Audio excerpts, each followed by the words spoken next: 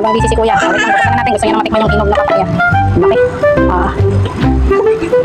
Bigat eh, 2 kilo rin eh. Sige.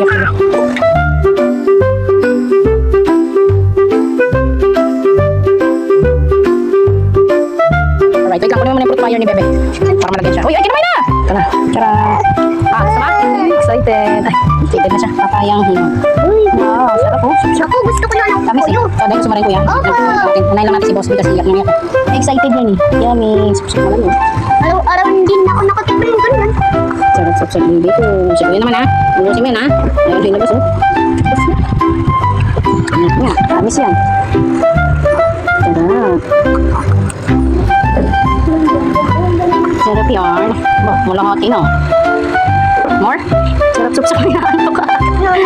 Nan, baby. Gimap. Natikilan ka.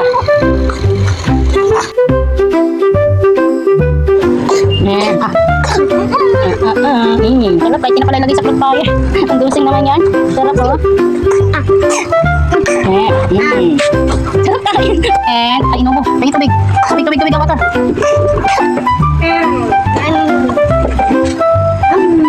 Galing naman na kumakain na ang bibi namin. Nam ng bibi. Sarap yan.